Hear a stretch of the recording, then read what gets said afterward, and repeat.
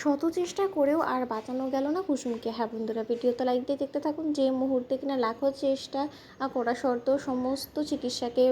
ব্যর্থ করে দিয়ে যখন কিনা কুসুম পরপারে বাড়ি জমায়, ঠিক সেই মুহূর্তেই ডক্টরসরা যখন ছোটাছুটি করতে করতে এক পর্যায়ে আয়ুষ্মান গাঙ্গুলির কাছে এসে বলতে থাকে যে স্যার দেখুন, পেশেন্টের কন্ডিশন আগেই অনেক বেশি ক্রিটিক্যাল ছিল, সেই সম্পর্কে তো আপনাকে আমরা আগেই অবগত করেছিলাম, কিন্তু দুর্ভাগ্যবশত আমরা যতই চেষ্টা করি না কেন ম্যাডামের কোনো মতেই আমাদের চিকিৎসাতে সাড়া দেয়নি এবং এক পর্যায়ে সে পরপারে পাড়ি জমিয়েছে এবং তার থেকে বড় কথা বাকিটা পেশেন্ট সম্পর্কে আপনাকে ডক্টর এসে ডিক্লেয়ার করবে। ঠিক সেই সময় এই কথা বলা মাত্রই আয়ুষ যখন কান্নায় ভেঙে পড়ে এবং ইন্দ্রাণী গাঙ্গুলি অন্যদিকে যখন কিনা ঈশানকে জিজ্ঞেস করতে থাকে যে ঈশান কে অ্যাডমিট আছে এবং কার অবস্থা খারাপ, তুমি আমাকে বলবে নাকি আমি নিজেই ইনভেস্টিগেট করবো। ঠিক সেই সময় এই কথা বলতে না বলতে আয়ুষের চিৎকার আওয়াজ শোনা মাত্র ইন্দ্রাণী গাঙ্গুলি বলতে থাকে যে কী ব্যাপার, এটা তো আয়ুষেরই আওয়াজ, কী হয়েছে আমার আয়ুষের। হ্যাঁ, ঠিক সেই সময় এই কথা বলতে না বলতে ডক্টর যখন কুসুমকে অবজার্ভ করা মাত্রই বেরিয়ে আসে কুসুমের কেবিন থেকে এবং আয়ুষ যখন বলতে থাকে যে ডক্টর এক্ষুনি নার্স কী বলে গেল বলুন তো, আর আপনি চুপ করে রয়েছেন কেন, চুপ করে থাকলে তো চলবে না, আমাকে জবাব দিন, আনসার মিটে, আমি চুপ করে থাকলে কী করে চলবে বলুন না। ঠিক সেই সময় ডক্টর যখন বলতে থাকে যে দেখুন sir, we are extremely sorry, আমরা আমাদের মতো করে আপ্রাণ চেষ্টা চালিয়েছি ম্যাডামকে সেই শক্তি বাঁচানোর জন্য, কিন্তু ম্যাডামের কোনো মতে আমাদের ট্রিটমেন্টে সাড়া দেয়নি এবং unfortunately she is no more. ঠিক সেই সময় এই কথা শোনা মাত্র আয়ুষ যখন চিৎকার করে ওঠে এবং আয়ুষ পাগলের মতন ছুটতে ছুটতে কুসুমের কাছে যায় এবং কুসুমকে জাপটে ধরে যখন কিনা অঝরে কাঁদতে থাকে এবং বলতে থাকে যাই কুসুম, ডক্টর কী বলছে বলতে হচ্ছে, তুমি নাকি পৃথিবীতে আর বেঁচে নিয়ে, এটা কী করে সম্ভব হতে পারে, আমাদের তো এত সহজে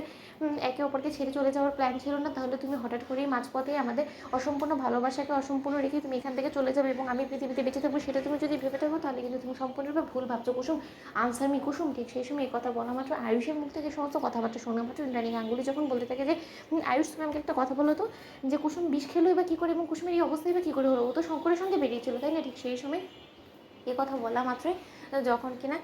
এক পর্যায়ে আয়ুষ বলতে থাকে যে এই সমস্ত কিছুর জন্য ওই পাষণ্ড বাবাটা দায়ী, এই পাষণ্ড বাবার জন্য আজকে মেয়েটা মরে গেল, মেয়েটা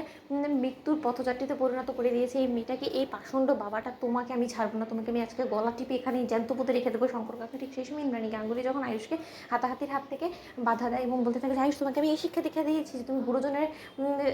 গায়ে হাত দেবে। ঠিক সেই সময় আয়ুষ বলতে থাকে যে তাহলে গায়ে হাত দেবো না তো কী করবো, আজকে আমার ভালোবাসার মানুষটাকে আমি চিরকালের জন্য হারিয়ে ফেলেছি শুধুমাত্র এই লোকটার জন্য, কারণ এই লোকটা নিজে রীতিমতো সম্মান বাঁচাতে গিয়ে আজকে এই মেয়েটাকে শেষ করে দিয়েছে। মা তুমি জানো শঙ্কর কাকা স্বয়ং নিজ হাতে মেয়েকে মন্দিরে নিয়ে গিয়ে প্রসাদের মধ্যে বিষ মিশিয়ে খাইয়েছে নিজ হাতে, এরকম পাষণ্ড বাবা কি তুমি কোনোদিনও দেখেছো, তাহলে দেখে নাও। ঠিক সেই সময় এই কথা বলা মাত্র শঙ্কর যখন বলতে গেছে ভুলটা কী করেছি, এই মেয়ের এই শাস্তি প্রাপ্য ছিল এবং ও মরেছে, ভালো হয়েছে, সমস্ত লোকেদেরকে ও জ্বালা যন্ত্রণা থেকে মুক্ত করে দিয়ে গিয়েছে, নয়তো বা ও যদি বেঁচে থাকতো তাহলে আমি যে কর্তা মায়ের কাছে কোনোদিনের মুখ দেখাতে পারতাম না। ঠিক সেই সময় ইন্দ্রাণী গাঙ্গুলি বলতে লাগে যে ও কী করেছে। ঠিক সেই সময় শঙ্কর বলতে থাকে যে ও আপনার ছেলেকে ভালোবাসার মতন অপরাধ করেছে। তো বন্ধুরা, লাইক এবং শেয়ার করো, সাবস্ক্রাইব করো।